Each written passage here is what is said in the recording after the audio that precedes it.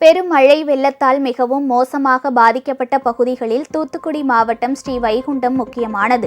இந்த நகரத்தை முழுமையாக வெள்ளம் சூழ்ந்ததால் 3 நாட்களாக மீட்பு குழுவினரால் அங்கு செல்லவே முடியவில்லை. ஹெலிகாப்டர்கள் மூலம் மட்டுமே உணவு விநியோகிக்கப்பட்டது. இந்த நிலையில் ஸ்ரீவைகுண்டம் அரசு மருத்துவமனையும் முழுமையாக தண்ணீரில் மூழ்கியது. வெள்ளம் வடிந்து இன்றுதான் மருத்துவமனை சுத்தம் செய்யும் பணி நடைபெற்று வருகிறது. அதனை சுகாதாரத்துறை செயலாளர் ககன்தீப் சிங் பேடி பார்வையிட்டார். வெள்ளத்தின் போது பணியில் இருந்த மருத்துவ உதவியாளர் ஒரு பெண்ணுக்கு பிரசவம் பார்த்ததையும் 2 நாட்களாக நாற்காலி மீது அமர்ந்தபடி உணவு இல்லாமல் தவித்ததையும் விவரித்தார்.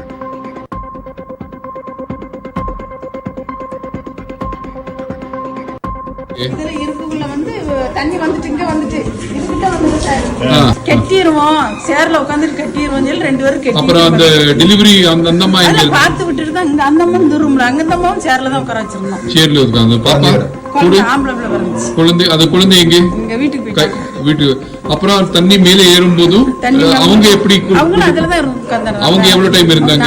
அப்படியே தான் இருந்தாங்க. 2 நாளா? இன்னைக்கு தான் போனாங்க. 2 நாள் இருந்தாங்களா? இங்கே இருந்தாங்களா? அவங்களுக்கு சாப்பாடு ஒரு நாள் ஃபுல்லா சாப்பாடே கிடையாது. மறுநாள் இந்த கடைக்காரர் கொஞ்சம் கொடுத்தாங்க. சரி, பக்கத்துல அவங்க தான் அவங்களுக்கு நீங்க எப்படி சொன்னீங்க? இங்க இருந்து கைய காட்டணும் தண்ணிக்குள்ள இறங்கி. அதெல்லாம் அவர் கைத்த போட்டு கெட்டி அங்க இருந்து வாளியில வச்சு கொண்டுட்டு வந்தாரு.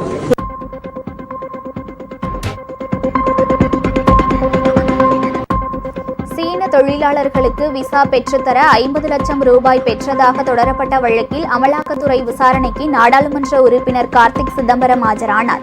2010-14ஆம் ஆண்டிற்கு இடைப்பட்ட காலத்தில் பஞ்சாப் மாநில மின் திட்டத்திற்காக 263 சீன பணியாளர்களுக்கு சிரமமின்றி விசா பெற்றுத்தர காங்கிரஸ் எம்பி கார்த்திக் சிதம்பரம் 50 லட்சம் ரூபாய் லஞ்சம் பெற்றதாக சிபிஐ வழக்கு பதிவு செய்தது.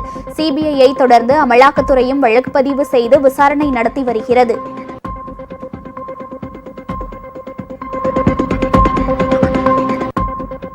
அயோத்தியில் ராமர் கோவில் கட்டுமான பணிகள் நிறைவடைந்து ஜனவரி 22ஆம் தேதி திறப்பு விழா நடைபெற உள்ளது. இதற்காக அயோத்தி நகரத்தை அதிநவீன தொழில்நுட்பத்தில் மாற்றியுள்ளனர்.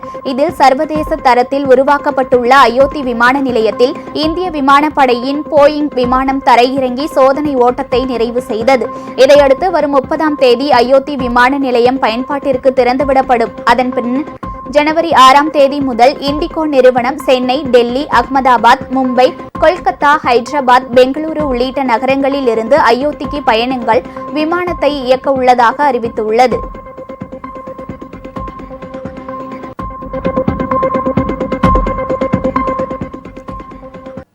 சென்னை எண்ணூர் முகத்துவாரத்தில் ஏற்பட்ட எண்ணெய் கசிவால் பாதிக்கப்பட்ட 9000 குடும்பங்களுக்கு 8,68 லட்சம் ரூபாயை நிவாரணமாக வழங்கிட முதல்வர் மு.க. ஸ்டாலின் உத்தரவிட்டுள்ளார்.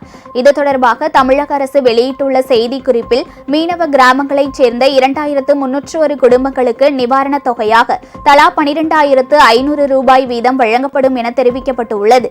மேலும் எண்ணெய் கசிவினால் பாதிக்கப்பட்ட 787 மீன்பிடி படகுகளை சரி செய்திட படகு ஒன்றிற்கு தலா 10,000 ரூபாய் வழங்கப்படும் என்றும் அரசின் செய்திக்குறிப்பில் தெரிவிக்கப்பட்டுள்ளது. மேலும் சென்னை மாநகராட்சிக்கு உட்பட்ட பகுதிகளில் எண்ணெய் கசிவினால் பாதிக்கப்பட்ட 6,700 குடும்பங்களுக்கு தலா 7,500 ரூபாய் வீதம் மொத்தம் 5,02,00,000 ரூபாய் நிவாரணத் தொகையாக வழங்கிடவும் முதலமைச்சர் மு.க. ஸ்டாலின் உத்தரவிட்டுள்ளார்.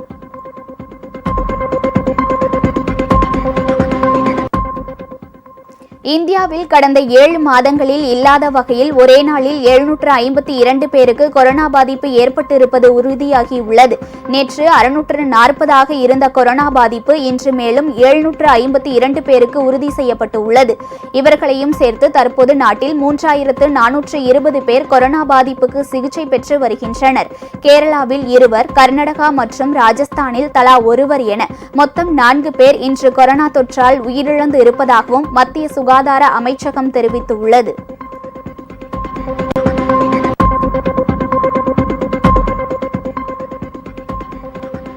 ஜம்மு காஷ்மீர் மாநிலம் பூஞ்ச் ரஜோரி மாவட்ட வனப்பகுதியில் பதுங்கியுள்ள தீவிரவாதிகளை 3வது நாளாக தேடும் பணி தொடர்கிறது. ஜம்மு காஷ்மீரின் பூஞ்ச் தேராஹி களி பகுதியில் கடந்த 21ஆம் தேதி பயங்கரவாதிகள் ராணுவ வாகனங்கள் மீது நடத்திய தாக்குதலில் 5 வீரர்கள் வீரமரணம் அடைந்தனர். மேலும் சிலர் காயமடைந்தனர். இந்த நிலையில் ரஜோரி பூஞ்ச் வனப்பகுதியில் பதுங்கியுள்ள பயங்கரவாதிகளை பிடிக்க இந்திய ராணுவத்தின் கூடுதல் படைகள் களமிறக்கப்பட்டுள்ளன. பயங்கரவாதிகளின் தகவல் தொடர்பை துண்டிக்கும் வகையில் இன்டர்நெட் சேவை அப்பகுதியில் துண்டிக்கப்பட்டு உள்ளது. தேடுதல் வேட்டையில் தற்போது வரை சந்தேகத்திற்குரிய சிலர் கைது செய்யப்பட்டு உள்ளதாக தகவல் வெளியாகியுள்ளது.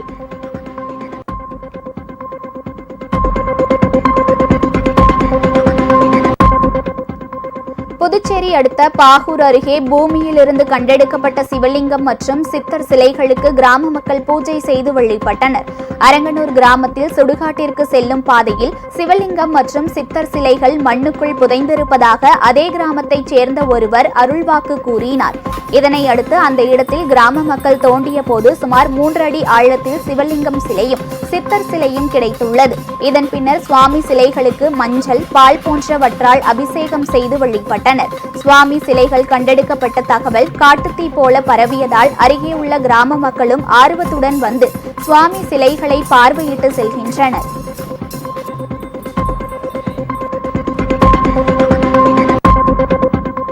கிறிஸ்துமஸ் மற்றும் அரையாண்டு தேர்வு விடுமுறையை அடுத்து சென்னையில் இருந்து ஏராளமான மக்கள் சொந்த ஊர்களுக்கு பயணம் மேற்கொண்டு உள்ளனர். கிறிஸ்துமஸ் பண்டிகை விடுமுறை மட்டுமல்லாது பள்ளி மாணவர்களுக்கும் 9 நாட்கள் அரையாண்டு தேர்வு விடுமுறை விடப்பட்டு உள்ளது. இதனால் சென்னையில் இருந்து ஏராளமான தென் மாவட்டங்களில் உள்ள சொந்த ஊர்களுக்கு பயணம் மேற்கொண்டு உள்ளனர். ஆயிரக்கணக்கான வாகனங்கள் செல்வதால் செங்கல்பட்டு மாவட்டம் வண்டலூர், கூடுவாஞ்சேரி, மறைமலை நகர் உள்ளிட்ட இடங்களில் வாகன போக்குவரத்து அதிகரித்து உள்ளது. இதனால் செங்கல்பட்டு மாவட்டம் பரனூர் சுங்கச்சாவடியில் காலை முதலே கடும் போக்குவரத்து நெரிசல் ஏற்பட்டு உள்ளது.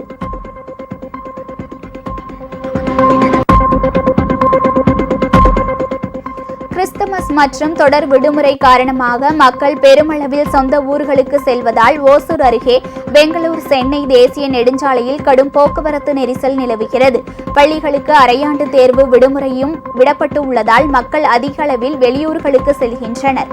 இதனால் ஜூஜுவாடி, முக்கண்டம்பள்ளி, பேரணட்டப்பள்ளி ஆகிய தேசிய நெடுஞ்சாலைகளில் வாகனங்கள் அணிவகுத்து நிற்பதால் போக்குவரத்து நெரிசல் ஏற்பட்டு உள்ளது.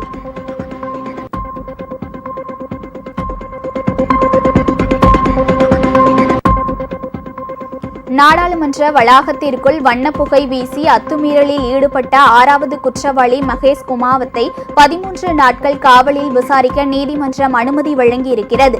கடந்த 13ஆம் தேதி மக்களவையில் பார்வையாளர் மாடத்திலிருந்து திடீரென குதித்த 2 பேர் இருக்கைகளின் மீது ஏறி சபாநாயகர் மாடத்தை நோக்கி ஓட முயற்சித்தனர்.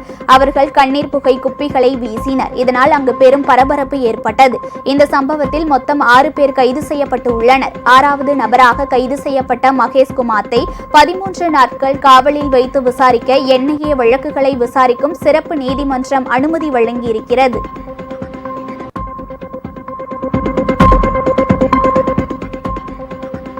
நீலகிரி மாவட்டத்தில் ரயில் பாதையில் சீரமைப்பு பணிகள் முடிந்ததால் மலை ரயில் சேவை இன்று துவங்கியிருக்கிறது.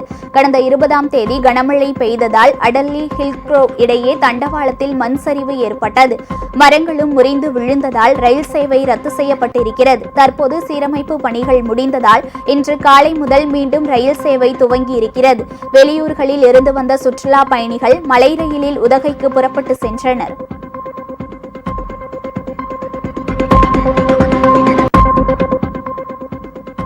அரவிந்த் கெஜ்ரிவால் ஜனவரி 3ஆம் தேதி விசாரணைக்கு ஆஜராக வேண்டும் என அமலாக்கத்துறை சம்மன் அனுப்பியிருக்கிறது. டெல்லி மதுபான கொள்கை வழக்கில் விசாரணைக்கு ஆஜராகுமாறு முதல்வர் அரவிந்த் கெஜ்ரிவாலுக்கு அமலாக்கத்துறை கடந்த நவம்பர் 2ஆம் தேதி சம்மன் அனுப்பியிருக்கிறது.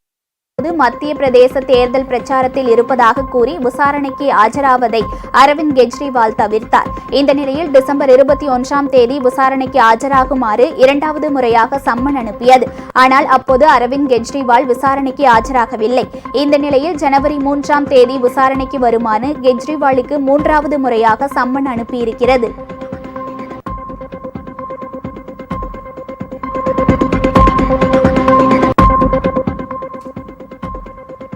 ஆபரண தங்கத்தின் விலை இன்று சவரனுக்கு 120 ரூபாய் உயர்ந்து மீண்டும் சவரன் 47,000-ஐ தொட்டிருக்கிறது. சென்னையில் 22 கேரட் ஆபரண தங்கத்தின் விலை கிராமுக்கு 15 ரூபாய் உயர்ந்து 1 கிராம் 5,875 ரூபாய்க்கு விற்கப்படுகிறது. சவரனுக்கு 120 ரூபாய் உயர்ந்து 47,000 ரூபாயாகவும் விற்பனை செய்யப்பட்டு வருகிறது. வெள்ளி கிராமுக்கு 50 காசுகள் குறைந்து 1 கிராம் 80 ரூபாய் 50 காசுகளுக்கு, 1 கிலோ வெள்ளி 80,500 ரூபாயாகவும் விற்பனை செய்யப்படுகிறது.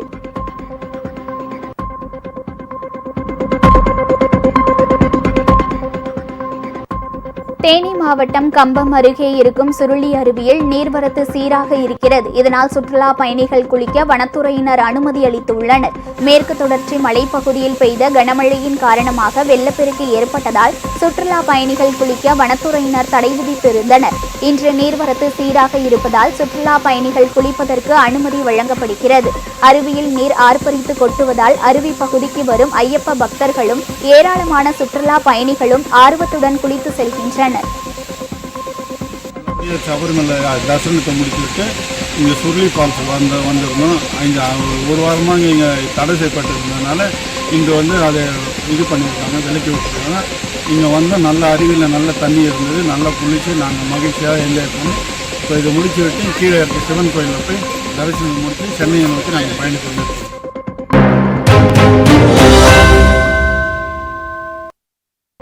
சேலம் மாவட்டம் ஆத்தூரை அடுத்த வீரகனூரில் கிறிஸ்துமஸ் பண்டிகையை முன்னிட்டு 1.5 கோடி ரூபாய்க்கு ஆடுகள் விற்பனையாகின.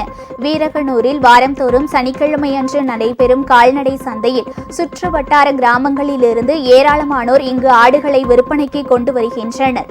நாளை மறுநாள் கிறிஸ்துமஸ் பண்டிகை கொண்டாடப்படுவதால் வாழப்பாடி, தலைவாசல், சேலம், தம்மம்பட்டி உள்ளிட்ட பகுதிகளைச் சேர்ந்த நூற்றுக்கணக்கான வியாபாரிகள் மற்றும் இறைச்சி கடைக்காரர்கள் ஆடுகள் வாங்க குவிந்தனர்.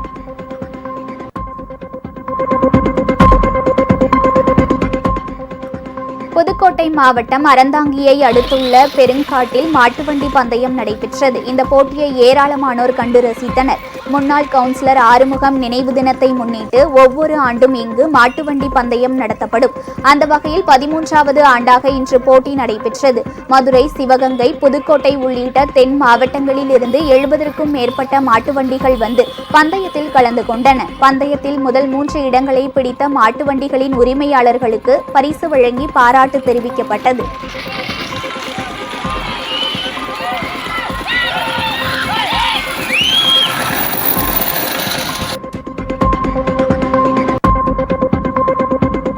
திருவள்ளூர் மாவட்டம் பொன்னேரி அருகே இளம்பெண் தூக்கிட்ட நிலையில் சடலமாக மீட்கப்பட்டுள்ளார். மகள் மரணத்தில் மர்மம் இருப்பதாக பெண் வீட்டார் கொடுத்த புகாரை அடுத்து காவல்துறையினர் விசாரணை மேற்கொண்டு உள்ளனர். பொன்னேரி அடுத்த ஜெகதாபுரம் சத்திரம் கிராமத்தைச் சேர்ந்த தனலட்சுமி என்ற பெண்ணிற்கும் முரளிகிருஷ்ணன் என்பவருக்கும் கடந்த ஜனவரி மாதம் திருமணம் நடந்தது.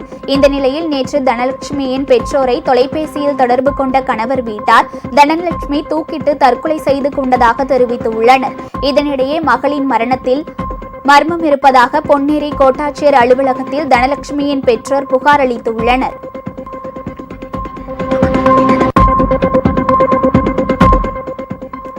காஞ்சிபுரம் அரசு தலைமை மருத்துவமனையில் பிரசவத்திற்கு அனுமதிக்கப்பட்ட பெண் உயிரிழந்தார். மருத்துவர்களின் கவனக்குறைவே இதற்கு காரணம் என உறவினர்கள் குற்றம் சாட்டி இருக்கின்றனர். காஞ்சிபுரத்தைச் சேர்ந்த ஆனந்த், குரலரசி தம்பதிக்கு ஏற்கனவே 3 வயதில் ஒரு பெண் குழந்தை உள்ள நிலையில் 2வது முறையாக கருவுற்ற குரலரசி பிரசவத்திற்காக காஞ்சிபுரம் அரசு தலைமை மருத்துவமனையில் அனுமதிக்கப்பட்டார். அவருக்கு ஆண் குழந்தை பிறந்த நிலையில் உடல்நிலை மோசமானது. இதையடுத்து மேல் சிகிச்சைக்காக செங்கல்பட்டு மருத்துவக் கல்லூரி மருத்துவமனையில் இன்று அதிகாலை அனுமதிக்கப்பட்டார். ஆனால் குளரரசி ஏற்கனவே உயிரிழந்து விட்டதை செங்கல்பட்டு மருத்துவர்கள் உறுதிப்படுத்தினர். காஞ்சிபுரம் அரசு மருத்துவமனை மருத்துவர்களின் கவனக்குறைவே குரலரசியின் இறப்புக்கு காரணம் என உறவினர்கள் குற்றம் சாட்டி போராட்டம் நடத்தினர். இது தொடர்பாக போலீசார் விசாரணை நடத்தி வருகின்றனர்.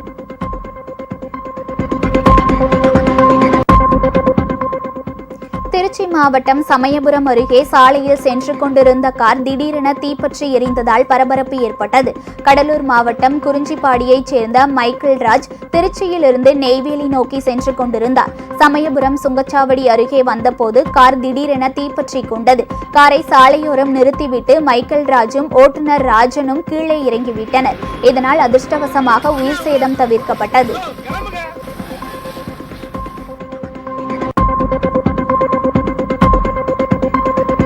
நெல்லை அரசு மருத்துவக் கல்லூரி மருத்துவமனையில் வெள்ள நீர் புகுந்த இடங்களை சட்டப்பேரவைத் தலைவர் அப்பாவு, அமைச்சர் மா சுப்பிரமணியன் ஆகியோர் ஆய்வு செய்தனர். பின்னர் செய்தியாளர்களிடம் பேசிய அமைச்சர் மா சுப்பிரமணியன், தூத்துக்குடி மாவட்டத்தில் வெள்ளம் அதிகம் பாதித்த பகுதிகளில் காப்பீட்டு திட்டத்தில் இணைந்த தனியார் மருத்துவமனைகளுடன் இணைந்து மிகப்பெரிய மருத்துவ முகாம்கள் நடைபெற இருப்பதாக தெரிவித்தார்.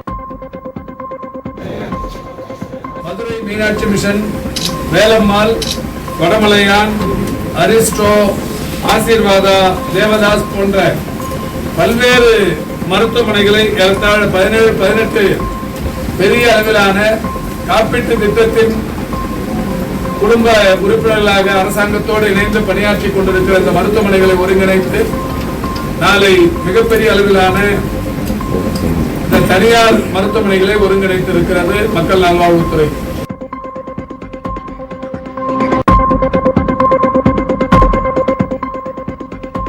நாகூர் கந்தூரி விழாவிற்கு வந்த தமிழக ஆளுநருக்கு கருப்பு கொடி காட்ட முயன்ற காங்கிரஸ் உள்ளிட்ட பல்வேறு அரசியல் கட்சியினரை காவல்துறையினர் கைது செய்தனர். நாகை மாவட்ட எல்லையில் கீழ்வேரூர் புறவள்ளி சாலையில் காங்கிரஸ், விசிக, கம்யூனிஸ்ட், திக உள்ளிட்ட அரசியல் கட்சியினர் கருப்பு கொடி காட்டி எதிர்ப்பு தெரிவித்து போராட்டத்தில் ஈடுபட்டனர். அவர்களை ஆளுநர் வருகைக்கு முன்பாகவே காவல்துறையினர் கைது செய்தனர்.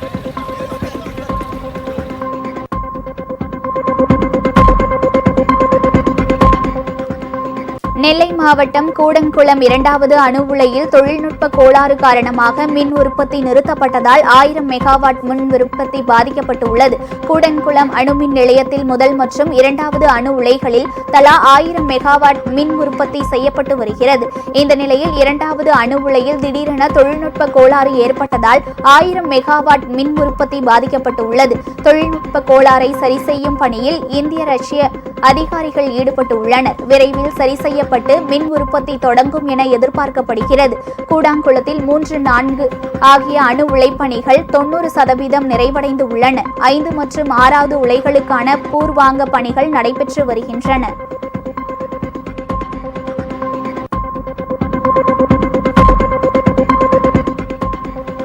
கோவை அருகே லாரி மீது சொகுசு கார் மோதி விபத்துக்குள்ளான சம்பவம் அப்பகுதியில் பரபரப்பை ஏற்படுத்தியுள்ளது.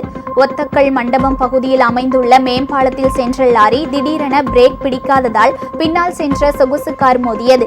மோதிய வேகத்தில் கார் தீப்பிடித்ததால் காரில் பயணித்த 4 இளைஞர்கள் தீயணைப்பு துறையினருக்கு தகவல் தெரிவித்தனர். தகவலின் பேரில் அங்கு வந்த தீயணைப்பு வீரர்கள் தீயை அணைத்தனர். இந்த விபத்து குறித்து போலீசார் விசாரணை மேற்கொண்டு வருகின்றனர்.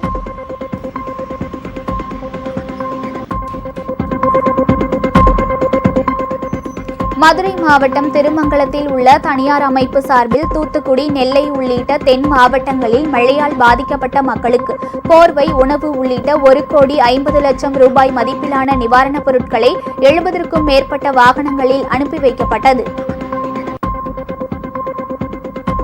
ஒரு 3 மண்டபத்திலிருந்து 75 லாரியில ஒரு 50,000 பேருக்கு பெட்ஷீட்டு, ஒரு 2 லட்சம் பேருக்கு தண்ணி பாட்டில், ஒரு 2 லட்சம் பேருக்கு பிஸ்கட் பாக்கெட்டு, பாய், அது மட்டும் இல்லாமல் ஒரு 50,000 பேர் சாப்பிட்ற மாதிரியான உணவுகள், இது எல்லாமே ஒரு 75 லாரிகளில் இன்னைக்கு மதுரை திருமங்கலத்திலிருந்து கிளம்புது. ஸோ நம்மளுடைய மக்கள் இன்னும் அதிகமாக அந்த கஷ்டத்துக்கு மீளணும்னா எல்லாருமே இந்த ஹெல்ப் பண்ணுற இந்த முயற்சிக்கு நீங்கள் எல்லாரும் என்ன செய்யுங்க அப்படின்னா நீங்களும் ஒரு முயற்சி எடுத்து மக்களுக்கு ஹெல்ப் பண்ணுங்க. திண்டுக்கல் மாவட்டம் பழனியில் மர்மமான முறையில் சாலையோரத்தில் குழந்தையின் உடல் புதைக்கப்பட்ட சம்பவம் பரபரப்பை ஏற்படுத்தியுள்ளது. சண்முக நதி அருகே பிறந்த சில மணி நேரமே ஆன குழந்தையின் உடலை தெருநாய்கள் வெளியே இழுத்து போட்டிருந்தன. உடலை மீட்டு போலீசார் விசாரணை மேற்கொண்டனர். அப்போது பழனியை அடுத்த கலையமுத்தூரைச் சேர்ந்த ஜெயலலிதா என்பவருக்கு வீட்டிலேயே பிரசவம் நடைபெற்றது. குழந்தை இறந்து பிறந்ததால் சாலையோரத்தில் புதைந்ததும் தெரியவந்தது. இதுகுறித்து காவல்துறையினர் தொடர்ந்து விசாரணை மேற்கொண்டுள்ளனர்.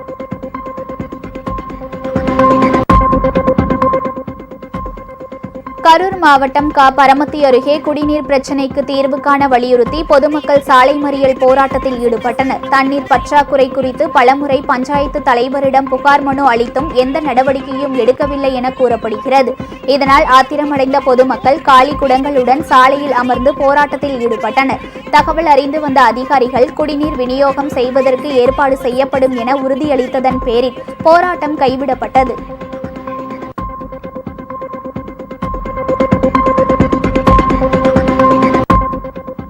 தாம்பரம் அருகே நடைபயிற்சியில் ஈடுபட்ட பொறியாளர் மீது வேன் மோதியதால் பரிதாபமாக உயிரிழந்தார். கிழக்கு தாம்பரத்தை அடுத்த மப்பேடு பகுதியைச் சேர்ந்த பொறியாளர் சதீஷ் இன்று காலை நடைபயிற்சியில் ஈடுபட்டிருந்த போது எதிரே வந்த டெம்போ டிராவலர் வாகனம் மோதியது. இதில் அவர் சம்பவ இடத்திலேயே உயிரிழந்தார். வேன் ஓட்டுநரை கைது செய்த போலீசார் பின்னர் நீதிமன்றத்தில் ஆஜர்படுத்தி சிறையில் அடைத்தனர்.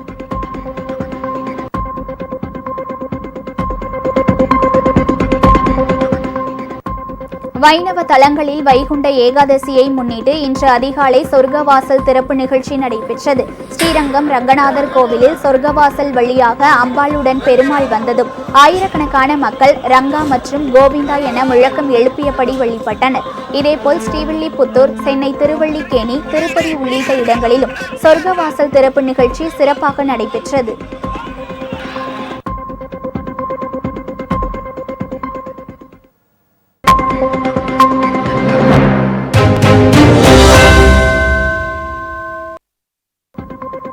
ஐக்கிய அரபு அமீரகத்தில் இருந்து நிகரகுவா நாட்டிற்கு புறப்பட்ட விமானம் தொழில்நுட்ப காரணங்களுக்காக பிரான்ஸ் நாட்டு விமான நிலையத்தில் தரையிறக்கப்பட்டுள்ளது.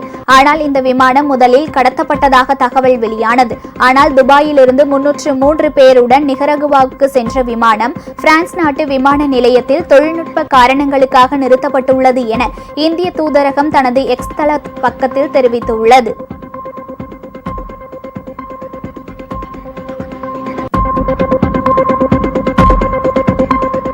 அரசு ரகசியங்களை கசியவிட்ட குற்றச்சாட்டில் பாகிஸ்தான் முன்னாள் பிரதமர் இம்ரான்கானுக்கு உச்சநீதிமன்றம் ஜாமீன் வழங்கியுள்ளது.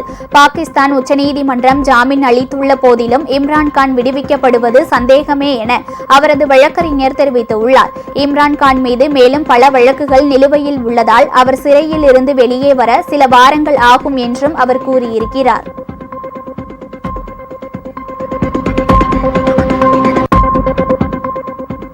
மாஸ்கோ அருகே 10 உக்ரைன் ட்ரோன்களை வீழ்த்தியதாக ரஷ்யா தெரிவித்துள்ளது. இந்த சம்பவத்தில் யாருக்கும் பாதிப்பு ஏற்படவில்லை என போட்டோஸ்க் நகர மேட்டி செர்ஜி சோபியான் கூறியுள்ளார். ஆனால் இந்த ட்ரோன்கள் உக்ரைனில் இருந்து ஏவப்பட்டதா அல்லது ரஷ்ய எல்லைக்கு உட்பட்ட பகுதிகளில் இருந்து ஏவப்பட்டதா என்பது குறித்து விசாரணை நடைபெற்று வருவதாகவும் அவர் தெரிவித்தார்.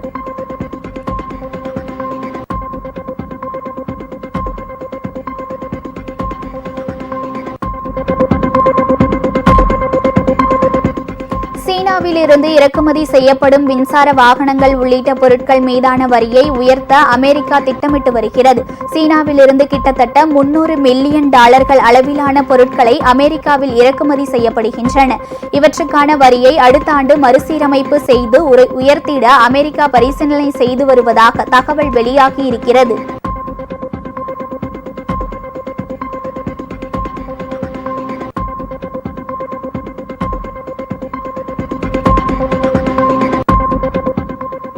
டெஸ்ட் கிரிக்கெட் தொடரில் பங்கேற்க தென்னாப்பிரிக்கா சென்றுள்ள விராட் கோலி இந்தியா திரும்ப இருப்பதாக தகவல் வெளியாகியுள்ளது.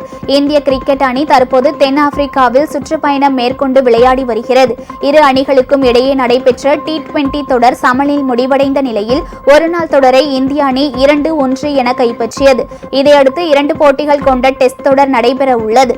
முதல் டெஸ்ட் போட்டி வருகின்ற 26ஆம் தேதி தொடங்குகிறது. இதில் பங்கேற்க சில தினங்களுக்கு முன்பு தென்னாப்பிரிக்கா சென்ற விராட் கோலி குடும்ப சூழ்நிலை காரணமாக தாயகம் திரும்ப உள்ளார். இருப்பினும் முதல் டெஸ்ட் போட்டிக்கு முன்னதாக மீண்டும் அணிக்கு திரும்புவார் என தகவல் வெளியாகியுள்ளது.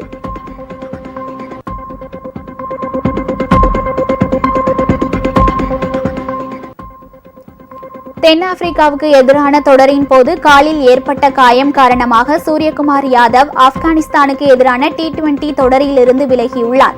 காயம் குணமாக 6 வாரங்கள் ஆகும் என்பதால் ஆப்கானிஸ்தானுக்கு எதிரான தொடரிலிருந்து விலகியுள்ளார். அதேபோல் காயத்தால் அவதிப்பட்டு வரும் ஹர்திக் பாண்டியாவும் தற்போதைக்கு இந்திய அணியில் இடம் பிடிக்க வாய்ப்பில்லை என்றும் கூறப்படுகிறது.